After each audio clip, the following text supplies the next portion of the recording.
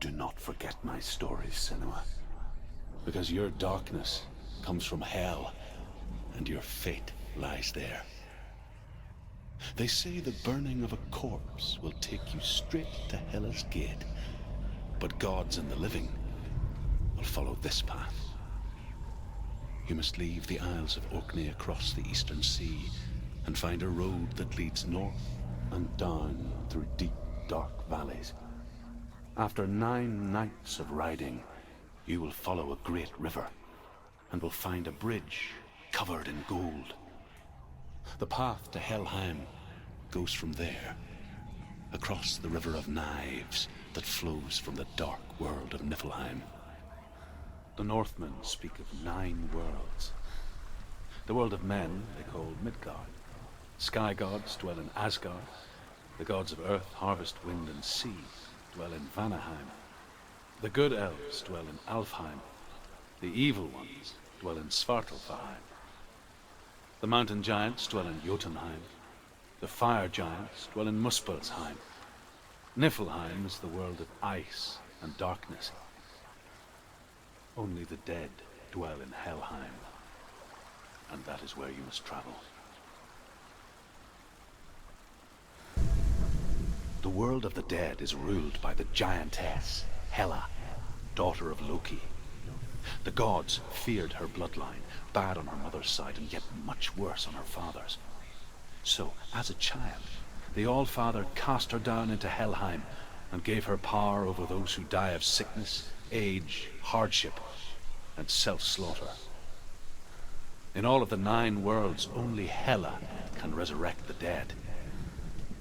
To Hela, your Dillion was sacrificed, and with her you must bargain. How will she get through? The Northmen say that in the beginning there was nothing but darkness, bitter cold to the north, fiery hot to the south. They say the cold formed ice, which melted from the sparks from the south. The power of the darkness gave life to the dripping ice, and the first giant was born, and was named Ymir. The ice continued to drip, and the power of the void gave life to it, and it became a cow, whose milk fed the giant. That's right, a cow. Bet you weren't expecting that. Ymir was a frost giant, a being of darkness, and all his sons and grandsons were dark after him. Of his daughters and granddaughters, some were monstrous, but others fair. But there was another who came from the ice. Buri. In shape, he was like a man, big and powerful. His son, Bor, took a fair giant to be his wife, and they had 3 sons. Odin was the eldest, and the Northmen hold him to be the foremost of the gods, the All-Father. The Northmen say that Odin and his brothers killed Ymir, and that the world of men was formed from his corpse. They made his bones into stone, and his flesh into earth, and his blood into the salt sea. They set his skull to be the bowl of the sky, with his brains for clouds. Odin and his brothers caught the sparks flying from Muspel and made them into stars. And to protect the new world from the giants, they used Ymir's great curving eyebrows as walls. The Northmen say you must sacrifice in order to receive. They tell how the runes were revealed to Odin only in sacrifice. He hung himself from the world tree, and he stabbed himself with a spear, and he dedicated the sacrifice to himself. For 9 nights he hung on the tree without food or drink, and at last he saw the runes below him. He gave a cry, and gathered them in his mind and learnt them. Then he fell from the tree. The Northmen say that Odin is always in search of knowledge and wisdom and magic. There was a very wise being named Mimir, who guarded the waters of wisdom which flow from the roots of the world tree. Odin wished to drink from this spring, but he had to pay a price. So he gouged out his own eye as offering to Mimir. He drank from the well and traded one way of seeing for another. The Northmen say that Odin has two ravens. Their names are Thought and Memory, and each day he sends them out to fly all across the world. Upon their return, they perch on his shoulders and tell him everything they have seen and heard. In this way, he learns of things far and wide, and for this reason, he is called the Raven God. Senua, like Odin, you must seek wisdom through thought and memory if you are to succeed in your quest. There's always another. The Northmen tell this story. Before the earth was created, there was a world called Muspel. Because it was in the south, it was bright and hot, flaming, burning. Sparks that flew out from Muspel became the stars. Other sparks melted ice in the frozen world of Niflheim, creating the body of the first giant, Ymir. Muspel is one of the 9 worlds, and is now the land of the fire giants, and people from elsewhere cannot endure a journey there.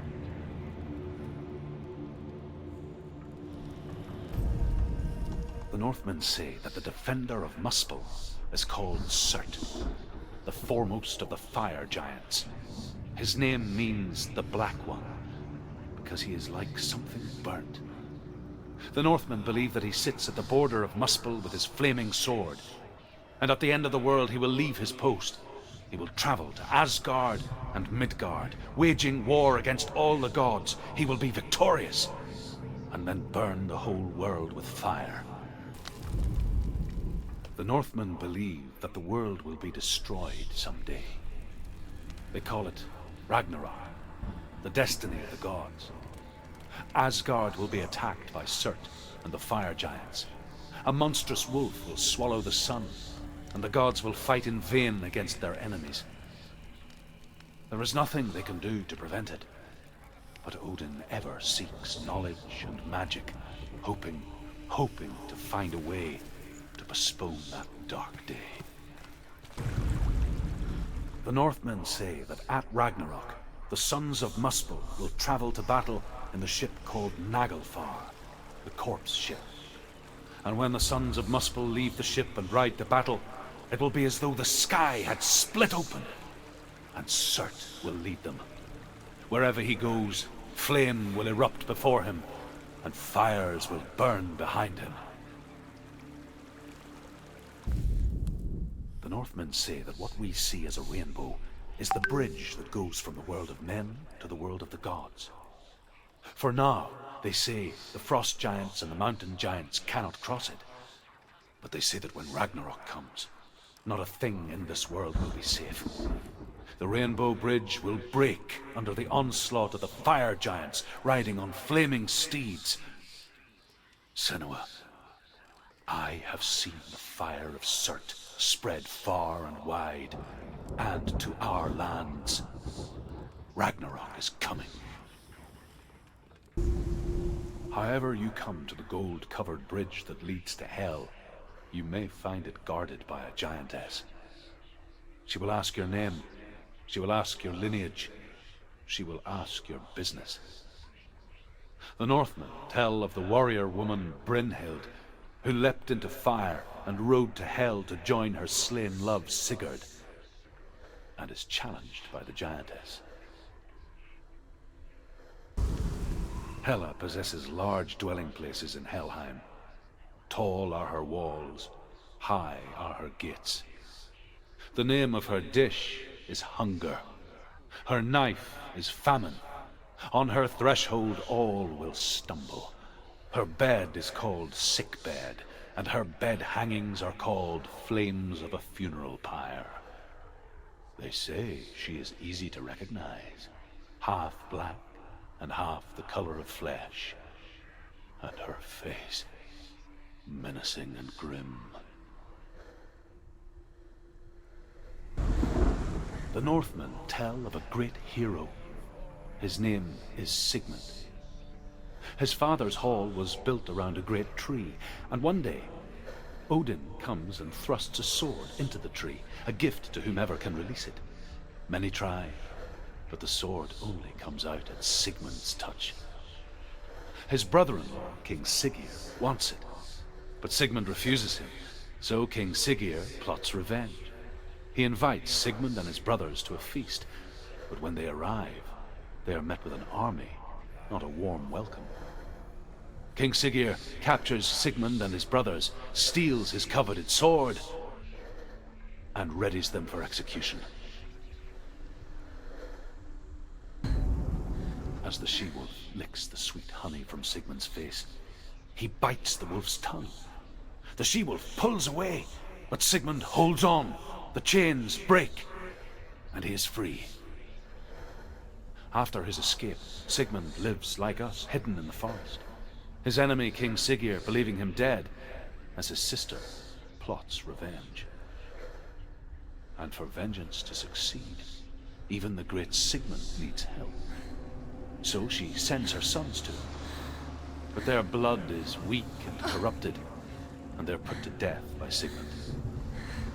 So his sister hatches a new plan, one that is cold of heart and pure of blood.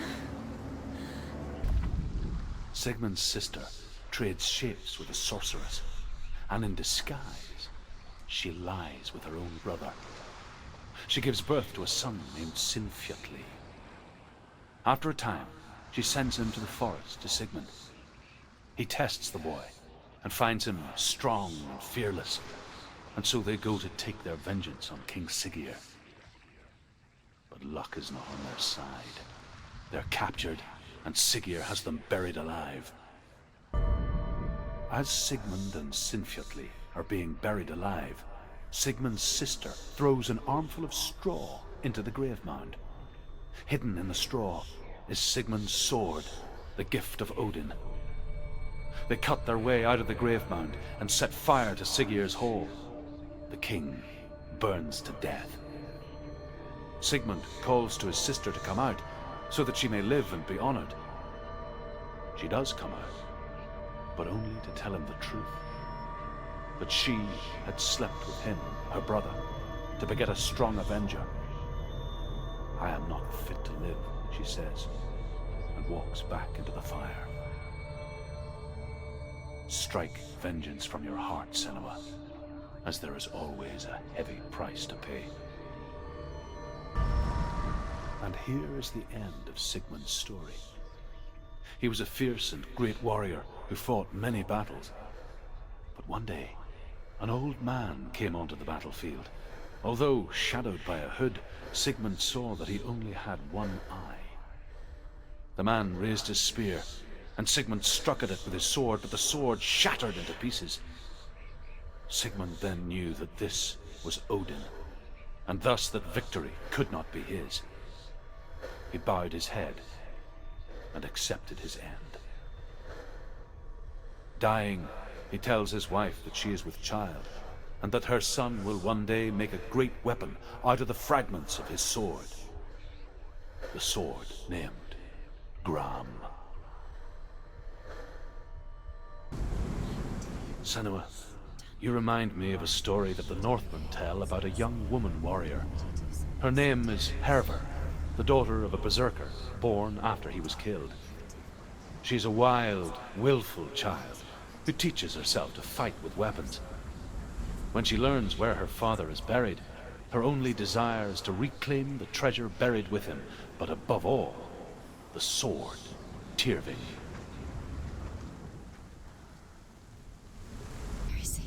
Hervor disguises herself as a man to join a band of warriors, and soon becomes their leader. When they come to the island where her father is buried, her men do not want to go ashore. They say that evil haunts the island, and that it is a worse place by day than other places are by night. Fearless, she lands alone. There are many grave mounds, and all of them have ghostly flames burning over them. She comes to the grave mound of her father after passing through these ghostly fires, as though they were mist. flames I passed through were real enough. Damn the Northmen to hell. Within the burial mound, Hervor calls on her father to wake from death and bring her his sword. She says that it is not seemly for the dead in their grave mounds to bear valuable weapons. Her father answers with words of warning. You go to your doom. Baleful runes surround you. You have gone mad. You have lost your mind. Your thoughts are confused. It is dangerous to wake the dead. Like I said, she reminds me of you. That's not Hervor ignores her father's warnings. The grave mound opens, and it seems to be full of fire. Again, Hervor demands her inheritance, but her father warns her that the sword is cursed and would be the bane of her family. But he relents and brings her the sword. She leaves the island with it, but the curse holds true, and death would follow in the years to come. And so, Senua, the misdeeds of a father have cursed his daughter. The Northmen tell this story about the death of Baldur. It begins with dark dreams. Night after night, Baldur dreams of his own death, and the gods fear for his life. So Baldur's mother makes everything in the world: fire, water, iron, stone, earth, wood, beasts, birds, serpents, poison, sickness, swear an oath not to harm her son. One by one, they each make their vow.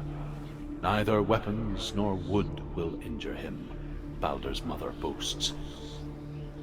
Only Loki, father of Hela, the mistress of death, is not amused. The gods feast and rejoice and amuse themselves by throwing spears and stones at Baldur, striking at him with sword and axe. But he comes to no harm, whatever they do. The gods never cease to wonder at this great marvel. But Loki shapes himself into a woman and asks Baldur's mother, "Is it really true that all things promise to keep him safe?" "I did not ask the mistletoe," Baldur's mother confesses. "I thought it was too young." Oh dear. Loki makes a dart out of mistletoe and goes to the gods as they throw things at Baldur. The blind god, Huth, was there. Loki asks him why he wasn't taking part. Huth says, "I cannot see where Baldur stands, and even if I could see him, I have no weapon." Loki replies, "Here is a wand. I will tell you where he stands." And Huth throws the mistletoe at Baldur. It pierces through him, and to everyone's horror, Baldur is killed. And for this, Huth is slain. The Northmen tell how the gods mourned Baldur. His body was to be burnt on his ship, but they could not manage to push it into the sea, and sent for a giantess to do it. She comes riding a wolf and has vipers for her reins. She pushes Baldur's ship into the sea with such force that the ground shakes and the rollers burst into flames. When Baldur's wife sees his body carried onto the ship, her heart bursts with grief, and she dies. She's put next to her husband, and the pyre is lit, sending the dead to hell. But even so, the gods cannot accept his death. Overcome with grief, the gods send Hermod to ride to Hell and ask Hela to let Baldur return home. "All the gods are weeping," he says. "Are they?" asks Hela. "We shall see if he is truly missed. If everything in the world will weep for him, he shall go back to the gods. But if even one thing refuses, Baldur stays with me." The gods send messengers everywhere. "Weep for Baldur! Weep him out of hell!" And everything wept.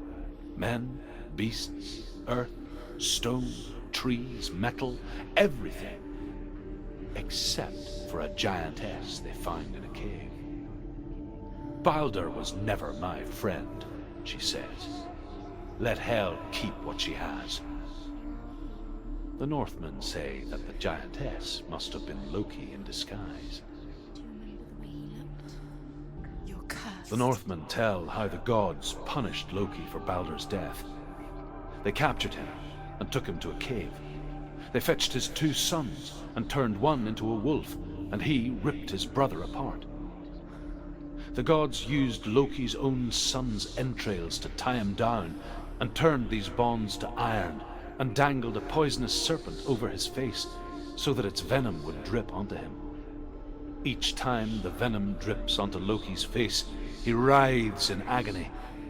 The Northmen say that is the cause of earthquakes. A reminder, perhaps, that if even gods must accept death, then so must we. The Northmen speak of a death moon, a light shaped like a half-moon that appears inside a house and goes around the walls. I once saw the death moon appear at a farm, and first the shepherd died, then a guest died, and then the farmhands, and then the farmer and 6 of his men drowned at sea.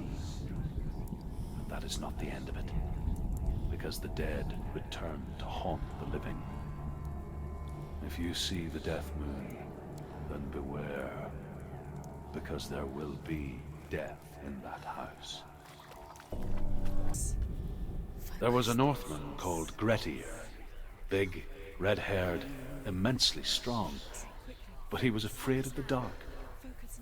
It happened one night that an undead creature came to his house to drag him outside into darkness and kill him. He resisted with every ounce of his strength. He clung to the doorframe, but it gave way, and they spilled out of the house, and the monster fell back, and the moon shone down on its ghastly face.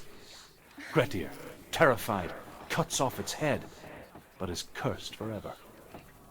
From that moment on, wherever he was, he would see those hideous eyes staring back at him.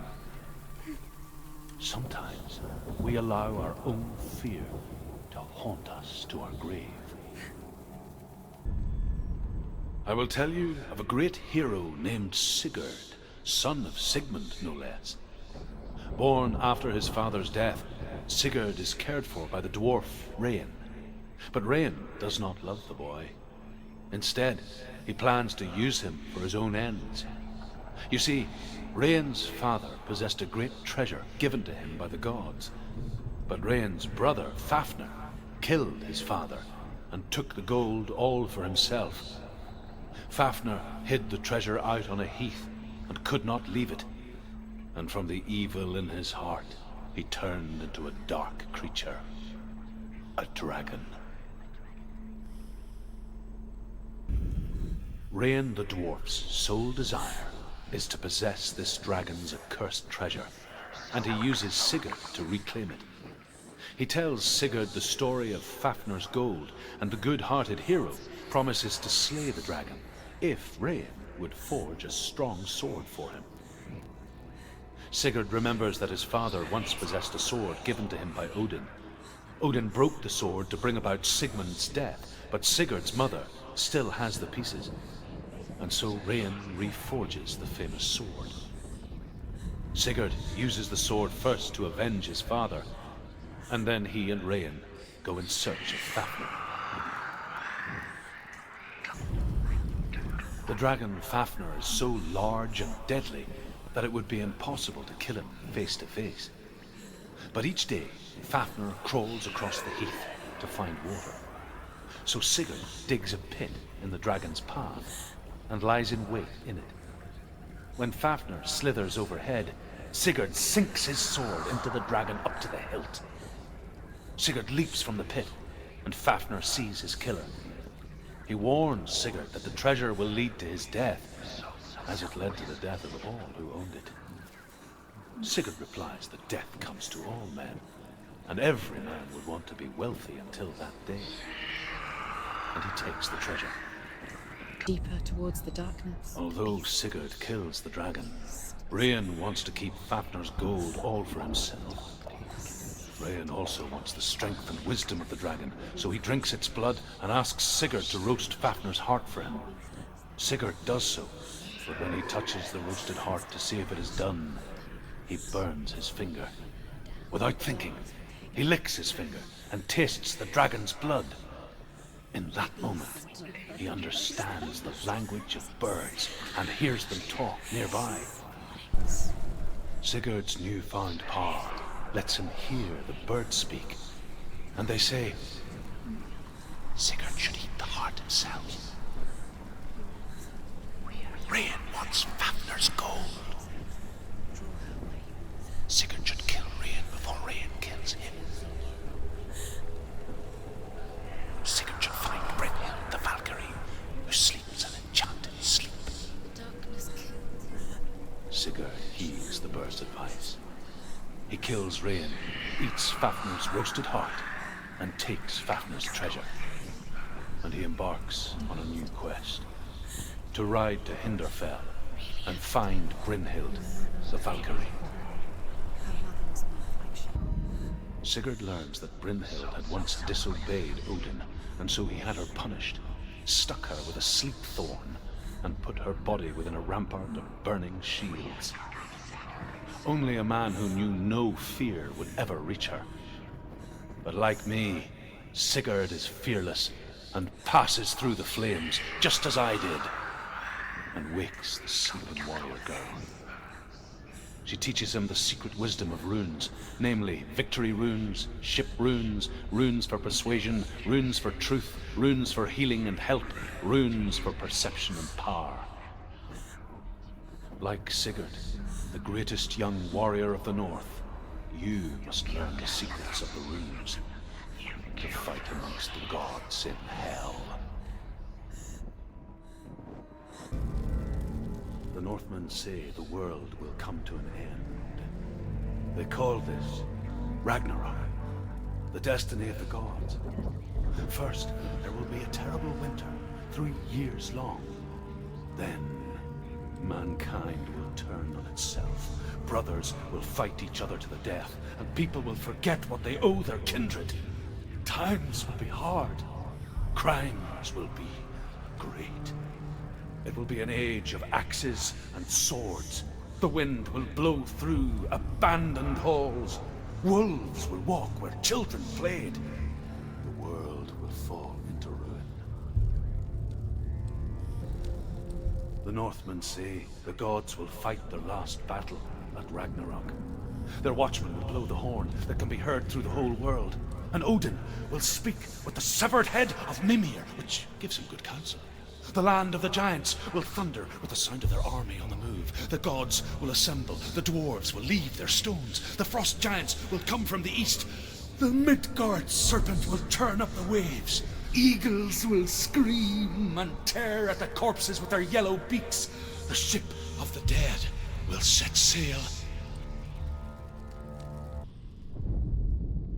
The Northmen say that at Ragnarok, the gods will face a ship full of their foes, which Loki has steered to Asgard. It carries the fire giants, the wolf that will eat the sun, and all kinds of dark creatures. Surt will join them with his sword of fire. The cliffs will crash. Trolls will walk the land. Men will tread the road to hell, and the heavens will split open. The Northmen say that each god will do battle at Ragnarok. Odin will fight the monstrous wolf and be killed, but his son will avenge him and plunge his sword into the heart of the beast. Freyr will face Surt, but he had given his sword away for love, and without it, he cannot defend himself against the flames. Thor will smite the Midgard serpent to no avail. The sun will grow black, the earth will sink into the sea, the stars will disappear, fire and water will meet, steam will shoot up, flames will play against the sky, the heavens and earth and all the world will be burned, all the gods will be dead, and the warriors of Valhalla and the people everywhere. Senua, prepare yourself for Ragnarok, for it is nigh.